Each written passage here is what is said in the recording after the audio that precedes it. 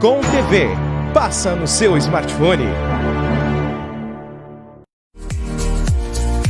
Alô, você, bom dia! Estamos chegando para mais uma edição do nosso Sabe Caxias by Bitcom, iniciando esta semana mais curta, diga-se de passagem. Amanhã já é feriado, muitas pessoas também já estão em feriadão, muitas indústrias optaram, aproveitando também toda esta anormalidade referente à pandemia, muitas pessoas estão já em feriadão, aqueles que podem estar trabalhando. Outras pessoas estão em suas residências, estão em suas casas, estão também nos acompanhando em mais uma edição do nosso Sabe Caxias by Bitcom, que chega a partir de agora e segue junto com você, trazendo toda a movimentação dessa manhã, conversando com ele, Miguel Brambila, que é o titular desse programa, mas está em seu home office, está em sua casa e é também uma pessoa, no qual participa dessa programação. Titularidade total, nunca perdeu esse posto de titularidade. A gente está aqui só fazendo isso como a banca, entregando, folheando as cartas do baralho, passando para um, passando para outro, mas quem é o maestro dessa ópera, ele, Miguel Brambila, bom dia para você.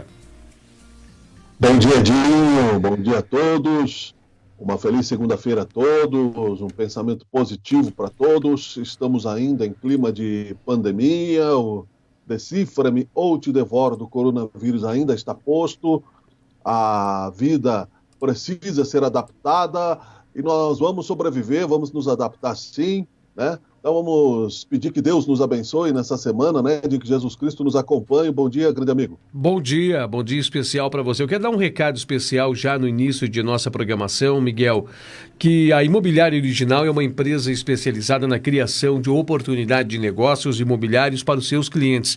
Ela atua com credibilidade e sigilo necessário para a elaboração de projetos pessoais e empresariais bem-sucedidos. Agende uma visita com a nossa equipe e você vai perceber toda a diferença. Imobiliária Original. Telefone 35 37 27 99 ou ainda atendimento remoto pelo WhatsApp 991 47 50 81. Se você estiver fora da área 54, não esqueça de colocar aí o código de área 54. E hoje, você pode trazer já os destaques do que nós vamos ter reservados como as principais, os principais destaques do nosso Sabe Caxias, Miguel.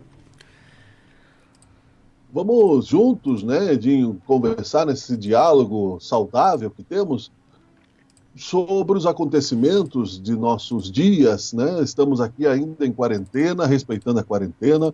O nosso comércio regularmente está voltando a funcionar lentamente, mas é uma aposta também das autoridades, sobre o fio da navalha, como diz o Flávio Cassina. Como diz o ditado mais conhecido ainda, se correr o bicho pega, se ficar o bicho come, decifra-me ou te devoro. A questão toda, Edinho, é esse acirramento político, esse desviar de foco, Nós estamos todos no mesmo barco, somos todos seres humanos, todos sujeitos à contaminação ou a contaminar alguém, mas aí, como dissemos, mais uma vez aí, uma série de questões, infelizmente, de uma nação que precisa amadurecer politicamente muito. E tudo que você fala atualmente, que você coloca como opinião, há o risco, sim, de uma radicalização muito grande e muito ruim, na minha opinião. Sim, verdade, uma polarização muito grande. Como é que você... Eu sei que nós temos um conteúdo referente a um contexto sobre a pergunta que eu vou lhe fazer agora. Como é que você analisou essas manifestações do final de semana? Como é que nós podemos trazer uma análise sobre tudo isso? Acompanhando tudo, Edinho, e também pelos relacionamentos aqui das redes sociais, quando você coloca uma posição com os acontecimentos, você vê que o grau de agressividade e de falta de razão no debate é muito grande. Por exemplo, essas manifestações relacionadas ao AI-5, eu separei aqui facilmente, uma pesquisa de quinta série, você coloca no Brasil Escola, o site oficial do governo, portanto, o ato institucional número 5, conhecido usualmente como AI-5, foi um decreto emitido pela ditadura militar durante o governo de Arthur da Costa e Silva no dia 13 de dezembro de 1968. O AI-5 é entendido como o marco que inaugurou o período mais sombrio da ditadura e que concluiu uma transição que instaurou de fato um período ditatorial no Brasil.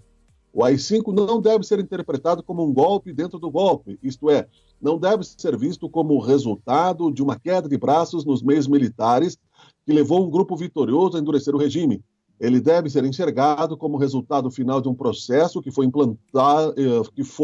implantando o autoritarismo no Brasil, pouco a pouco, no período entre 1964 e 1968.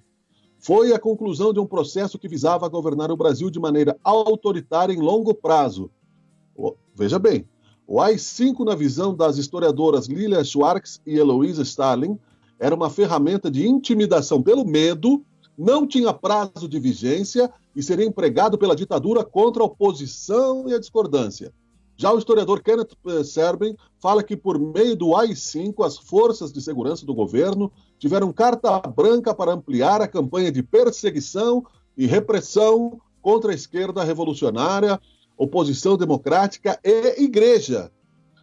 Esse ato institucional foi apresentado à população brasileira em cadeia nacional de rádio, foi lido pelo ministro da Justiça, Luiz Antônio da Gama e Silva, contava com 12 artigos e trazia mudanças radicais para o Brasil. Por meio desse decreto foi proibida a garantia de habeas corpus em casos de crimes políticos. Quem é que julga crime político? Quem está no poder. Também decretou o fechamento do Congresso Nacional pela primeira vez desde 1937 e autorizava o presidente a decretar estado de sítio por tempo indeterminado, demitir pessoas do serviço público, cassar mandatos, confiscar bens privados e intervir em todos os estados e municípios. Por meio do AI-5, a ditadura militar iniciou seu período mais rígido e a censura aos meios de comunicação.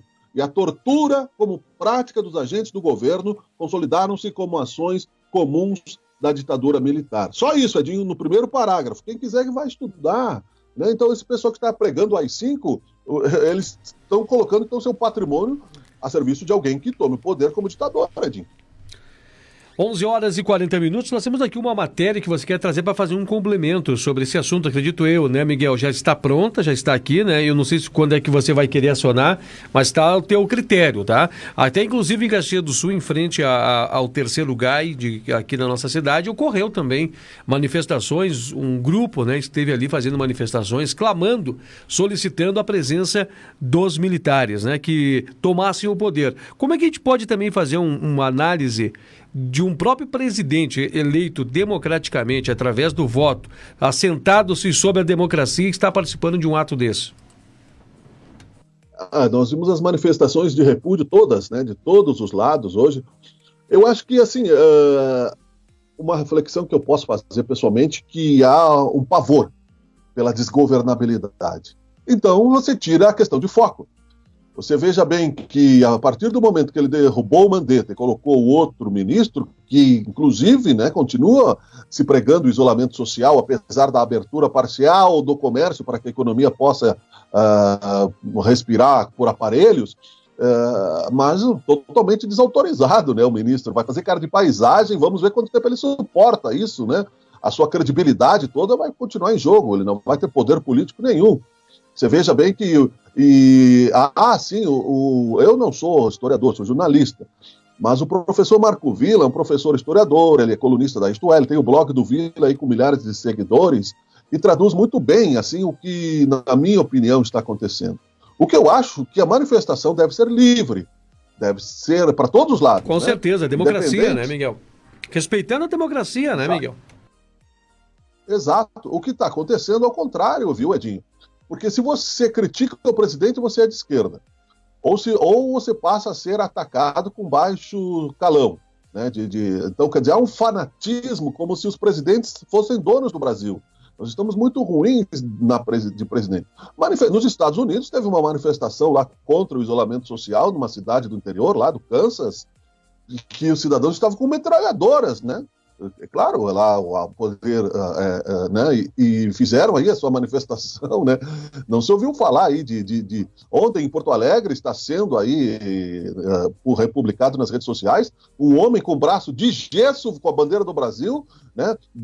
Bateu numa mulher bem mais fraca que ele, uma mulher, enfim, né? E vai ser processado por isso. Numa manifestação democrática, isso não deve acontecer. Então, ao pregar-se, né, o AI-5, se prega uma ditadura militar onde você autoriza a violência. Né? E é isso que muita gente quer, que não está sabendo. Porque diz ali exatamente, então quer dizer, suponhamos, né, que o AI-5 fosse decretado. O Estado colocado no poder, para combater o coronavírus, pode ir lá pegar o seu patrimônio. Está no AI-5, a pessoa autoriza isso. Então, quer dizer, há um grau tamanho de ignorância nisso, né, de fanatismo social e político, onde o debate fica ofuscado. Eu acho, sim, que o nosso presidente está querendo tirar de foco a questão da má gestão. Você veja bem, Edinho, que nós estamos comparados, né? E já falamos isso, né? Ontem foi notícia nacional, nós já falamos isso na semana passada. Que tomar vodka, pelo menos você não toma cloroquina, né? Você morre, né? E sauna, né? O presidente lá da Bielorrússia, onde o povo, né, independente do seu presidente, está se protegendo e denunciando já os colapsos nos hospitais que estão acontecendo já em mais estados no Brasil do que na sexta-feira. Nós vamos repetir isso todos os dias, né? No Turcomenistão, na Nicarágua, né? O Brasil é um país continental que não precisaria passar por isso, por essa vergonha mundial. E admiro-me que as paixões estão tão acirradas novamente que nós não parecemos que somos brasileiros iguais, né? Você é colorado, eu sou gremista, mas, né, você pode se torcer para o presidente. E outra coisa, o brasileiro não precisa morrer abraçado no seu voto, né? Porque não é necessidade disso, Edinho. O que chama a atenção, vendo as suas conjecturações, suas falas, né, e você expressando o seu pensamento, a gente observa que esse vírus chegou aqui no Brasil no pior momento que poderia ter chegado, né? Momento que nós estamos com o país dividido, né? Existe hoje um movimento de esquerda, existe hoje um movimento, né, de centro, existe também esse movimento polarizado em Jair Bolsonaro, que tem uma grande relevância dentro do nosso país, e a gente está vendo no meio, como você disse, né, aquelas pessoas que não são nem para um lado nem para o outro, as pessoas que têm totalmente uma ideia diferente, mas que quando se expressa através das redes sociais são rechaçados por esquerdistas e são rechaçados por direitistas. Então, a gente vê que uma grande gama de pessoas opta por não trazer sua opinião nas redes sociais, né? Por não querer sua opinião, mas nem por isso significa que eles não são pessoas que estão observando, não são observantes, não são formadores de uma certa opinião, não são pessoas que são estudantes, né? Que são observadores, pessoas que têm as suas ideologias e pessoas que vão minerar essas informações, vão a campo como você faz, vão através, né, de redes sociais, ou melhor dizendo, através da internet ou através da própria e vívida cultura, emergir, mergulhar nos livros, nos conteúdos, tudo que foi deixado pela nossa riquíssima história nacional para entender e aí formar sim uma opinião para onde nós deveremos caminhar. Claro que, né, no meio de tudo isso, a gente pode trazer de opinião para você, evitar, né, ser polarizado sem antes ter o conhecimento do porquê você está sendo polarizado. E você emitir uma opinião, emitir uma ideia, mas ter base do que você está emitindo como ideia e não porque uma maioria, um grupo está indo para um determinado caminho ou ideologia. Isso começou a acontecer muito forte, muito gritante, e isso ainda é herança dos laços petistas, né? Da época que o Partido dos Trabalhadores tiveram à frente do poder, e aí começou a se polarizar movimentos nesse sentido, e agora movimentos contrários, e parece que agora nada presta, nada é bom, tudo é duvidoso, tudo é ruim, tudo é questionável, tudo é burocrático, e nós vamos ver hoje, né, em algumas formas de suas expressões, o nosso presidente está fazendo igual o Dilma Rousseff, está agindo da mesma forma, sem o saber, sem o conteúdo, sem o domínio do que fala, sem um domínio mínimo acadêmico das coisas que diz, porque ele é um grande militar, é um grandioso militar, mas esqueceu muitas vezes de estar dentro das fileiras aí buscando alargar-se o seu conhecimento para falar de muitas coisas. É complicado isso, Miguel. Sim, é verdade. Assim, me permita só fazer um adendo assim, em termos da tua generosidade, né? Você que enaltece, inclusive, a minha própria presença no programa, você é um cara muito generoso e muito querido por isso. Há controvérsias aí na análise que ele seja um grande militar. Ele foi preso como militar, inclusive, sim, né? E ele cometeu aí outros delitos como militar. Uhum. A questão, Edinho, que eu não sei se o pessoal ressaltou para isso, e eu me fiquei muito preocupado com isso, o Mourão na posse, tem um vídeo sobre isso, na saída da posse do Nelson Teich, passou e ele disse: está tudo sob controle. De quem eu não sei. O vice-presidente da República, vou repetir, saindo numa coletiva, ele falou de longe, ele está tudo sob controle. De quem eu não sei.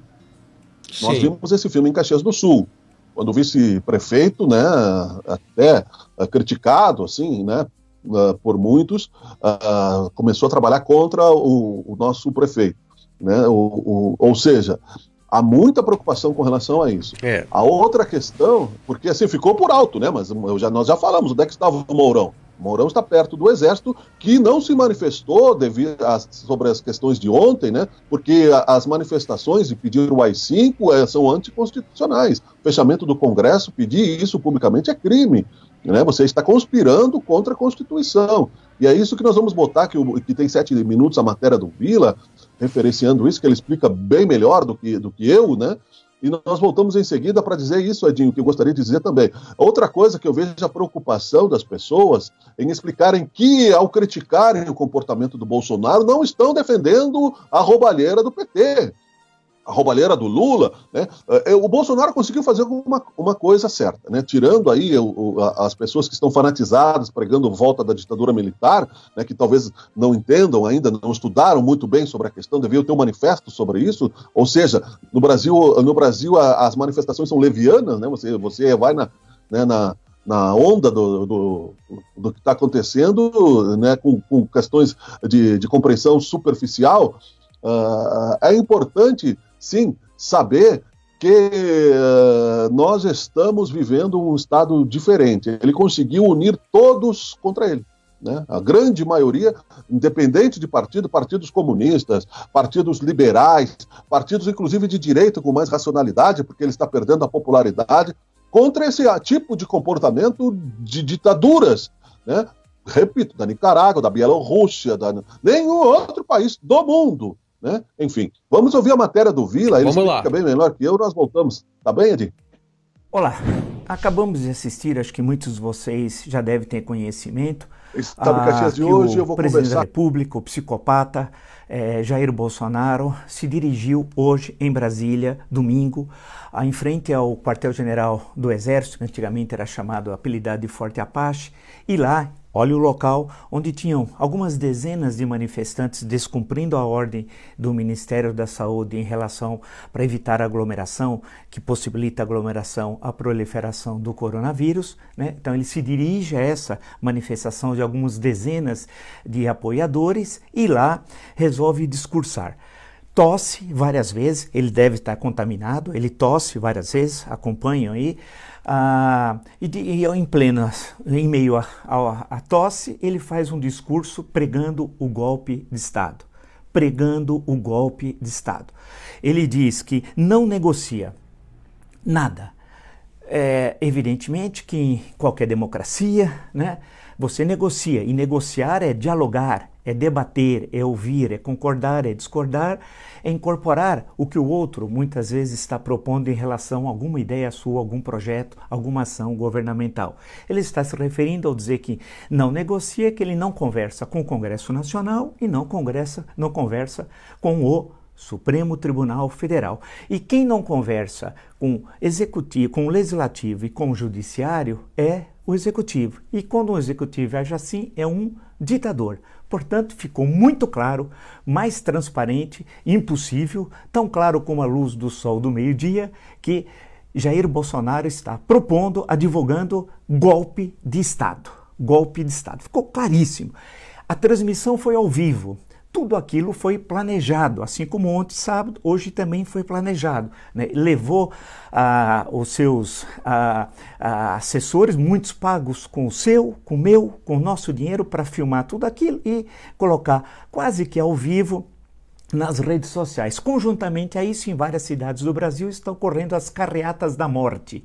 Carreatas da morte, que propõe a reabertura do comércio, em suma, que vai levar uma expansão, como dizem todas as normas internacionais, uma enorme expansão do coronavírus, né? Isso quando sabemos que hoje no mundo, de cada 10 habitantes, 6 estão em quarentena, no mundo inteiro. Lembrar, por exemplo, o caso da Índia, 1 bilhão e 300 milhões de indianos, né? Que não pode sair às ruas. Por quê? Porque é o único meio de impedir a circulação do vírus, que poderá levar, no caso brasileiro, por exemplo, exemplo, né, a uma debacle rápida em questão de dias do nosso sistema de saúde com milhares de mortes. Mas nada disso assusta ou traz preocupação ao criminoso que está na presidência da República. E por que é criminoso? Porque ele viola a nossa Constituição, o Código Penal, a Lei 1079, de 1950. E esse criminoso que ocupa a presidência da República, conjuntamente com os filhos, que também são criminosos, a postagem, Carlos Bolsonaro hoje atacando o presidente da Câmara dos Deputados, e postou, eu tenho aqui, vocês podem olhar no Twitter dele, não sei se vocês estão ouvindo, há um grupo de 20 pessoas com camiseta dele atirando. Isso aqui é som de tiro. Não vamos... Isso, esse é o filho postando no Twitter. Então soma, o filho atacando o Rodrigo Maia e pondo uma postagem dessa. As carreatas da morte. Ele ter se dirigido, e já estava tudo organizado, tudo planejado, em frente ao quartel-general do Exército, na manifestação que defendia o fechamento do Congresso Nacional, fechamento do Supremo Tribunal Federal, a adoção do ato adicional número 5, o ato mais arbitrário da história republicana, e a tal que eles chamam intervenção militar, que em outras palavras é o golpe de Estado. Ou seja, é preciso mais para que as autoridades ajam? É preciso mais para que o Supremo Tribunal Federal haja? É preciso mais para que o Congresso Nacional haja? É necessário que morram brasileiros? Além daqueles que vão morrer pelo genocídio patrocinado pelo criminoso que ocupa a presidência da República, que viola o Código Penal, a Constituição, a legislação vigente? Quando será que as autoridades vão agir? Porque ele está rasgando a nossa Constituição. E aí eu fui justamente olhar aqui um discurso do Dr. Ulisses no dia da promulgação da Constituição, a 5 de outubro de 1988. E o Dr. Ulisses disse o seguinte: a Constituição certamente não é perfeita, ela própria o confessa ao admitir a reforma. Quanto a ela discordar, sim. Divergir, sim. Descumprir, jamais. Afrontá-la, nunca. Traidor da Constituição é traidor da pátria, diz o Dr. Ulisses. Eu digo, Marco Antônio Villa, que Jair Bolsonaro é traidor da Constituição. E quem trai a Constituição, eu sigo o Dr. Ulisses, é traidor da pátria. É necessário a ação imediata dos poderes. Não falta, dentro do nosso arcabouço legal, constitucional, instrumentos para ter uma ação legal para retirá-lo imediatamente da presidência da República. Nós vivemos a crise sanitária mais grave da história do Brasil. Uma crise econômica que vai ser a recessão mais violenta da história. E ele cria o conflito político-institucional com os outros dois poderes, jogando na possibilidade, que é o sonho desse criminoso que ocupa a presidência da República, que ele quer uma guerra civil. Ele quer jogar brasileiros contra brasileiros e não se importa. Nem ontem, nem hoje, não deu uma fala sobre aqueles que perderam seus familiares, sobre a tragédia que nós já estamos assistindo em várias cidades que o sistema de saúde está em colapso, como Manaus, por exemplo. Volto a perguntar, quando é que os poderes constituídos vão agir? Quando é que nós seguiremos o que disse o Dr. Ulisses? E faço questão de repetir. A Constituição certamente não é perfeita. Ela própria confessa ao admitir a reforma. Quanto a ela, discordar, sim. Divergir, sim. Descumprir, jamais. Afrontá-la, nunca. Traidor da Constituição é traidor da pátria. E eu, Marco Antônio Villa, repito, Jair Bolsonaro está traindo a Constituição. E quem trai a Constituição é traidor da pátria. Eu aguardo que os poderes constituídos ajam, antes que seja tarde demais. Não é possível assistir o que nós vimos hoje. Não é possível assistir e passivamente aguardar o quê? Cadáveres e cadáveres e cadáveres empilhados, caminhões do exército passando com caixões, cadáveres abandonados nas ruas, como vimos ou em Bérgamo, na Itália, ou em Guayaquil, no Equador. O que vai acontecer? Até quando os poderes constituídos vão assistir um criminoso querendo destruir nossa pátria? É a pergunta que eu faço e espero uma resposta rápida da democracia, da liberdade e da nossa Constituição. Muito bem, né? Nós estamos aí acompanhando então esse trecho desse vídeo, acabou de rodar para você, depois, né, logo ao término ali entrou um trecho de uma outra entrevista, mas esse conteúdo não é o conteúdo, né, que nós queremos rodar agora há pouco. Aconteceu, né? Falha técnica por aqui, mas a gente já acompanhou, né, trecho dessa entrevista. Tá aí para você então, né, um conteúdo que o Miguel Brambila separou para poder apresentar a todos, né, que estavam nos acompanhando ao longo aí da movimentação desta manhã, 11h57, Miguel. Sim, Edinho, e passa rápido o tempo. Você que acompanhou o conteúdo do Marco Villa, reflita. Nós não estamos aqui, e é preciso ressaltar, meu caro Edinho, para colocar gasolina no fogo. Não é isso. Porque nós estamos à mercê, novamente, aí de um deslize governamental. Eu sou defensor do parlamentarismo. Esse ministério teria sido, né, ou pelo menos o primeiro-ministro teria sido questionado com maior grau de democracia. Nós aqui aceitamos todas as opiniões contrárias, mas vai ser bem raro encontrar opinião contrária que não seja violenta no caso do comportamento aí dessa tentativa de voltar para um passado que não existiu, como disse um dos ministros do STF, Barroso, não existiu felicidade na época da ditadura, existiram mortes, e a morte tem valor, sim, né? Para um soldado viciado na morte, talvez não. Para os viciados do Vietnã, que eram tratados com cocaína, para matarem, né, os Vietcongues e perderam a guerra, talvez a morte tenha se transformado aí numa loucura paranoica, numa sensação de que não existiu. Nós já passamos, né, mais de 2.500 mortos no Brasil, não recebemos aí nenhum tipo de solidariedade, inclusive para os profissionais da saúde. Hospitais de 5 estados estão entrando em colapso e se nós não tomarmos cuidados, ontem saí para ir na farmácia buscar um remédio. Eu entrei na farmácia, eu passei álcool gel, igual Roberto Carlos, né, paranoico, em 5 coisas de álcool gel. As pessoas que entram sem máscara, devido a essa questão, olham para você como se você fosse um estrangeiro. Vamos supor assim, meio a meio, tinham 5 pessoas, não havia aglomeração, a farmácia grande, bem organizado, tudo certo, os profissionais, tudo. Agora entraram num tempo que eu fiquei ali, 5 pessoas sem máscara, como se nada tivesse acontecido, achando que isso é maluquice. É a negação, né? Ou seja, se nós quisermos, né, seguir este caminho como cidadãos, podemos. Se quisermos seguir o caminho da imposição autoritária, podemos. A cada um, repito, será dado segundo as suas obras. Este é um princípio religioso, filosófico do cristianismo mundial, Edinho. Agora, meio-dia em ponto, vamos encerrando por aqui, então, nossa edição dessa segunda-feira e deixar o espaço aí para o Miguel fazer as considerações finais. O tempo passa, né, Miguel? Tem muita coisa a ser deliberada, mas o pessoal que vai seguindo nossos programas vai tendo a oportunidade de mergulhar, de imergir nesses conteúdos, né? É verdade. Quero deixar um recado, estou procurando, né, como te falei em off, não responder com o fígado as questões, mas sem omissão, né?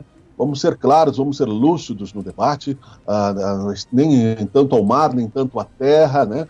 Toda a manifestação, seja pacífica e democrática, ela é válida, né? Mas eu tenho certeza que se os panelaços acontecerem, a pessoa vai dizer que é a esquerda, assim, quer dizer, né? Vamos nos respeitar no debate democrático, aí nós vamos avançar. E uma revolução cultural no futuro próximo, nós teremos que ter uma escolha melhor, né? Algumas pessoas dizem, né, que na escolha dos namoros que o dedo é podre, né? Vai saber se o brasileiro ainda não está com o dedo podre na hora de votar, né? E vou dizer bem claro aqui, votei no Bolsonaro também, né? E não tenho medo de dizer que me arrependo e que não vou morrer abraçado com o erro, porque ele mudou de comportamento.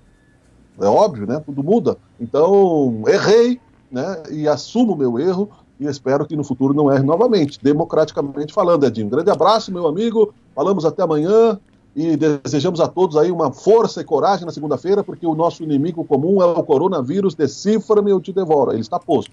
Ok, deixa eu só trazer uma mensagem aqui. Não pretenda que todos pensem como você.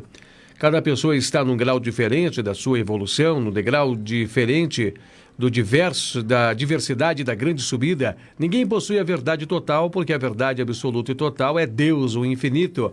Nenhum ser finito pode conter o infinito.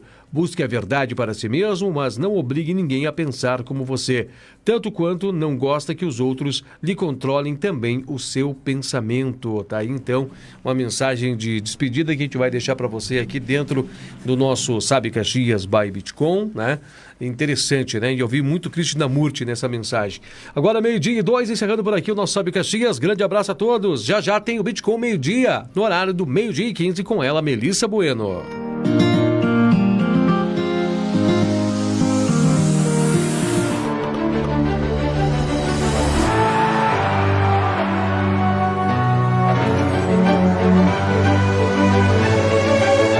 Bitcom TV. Passa no seu smartphone.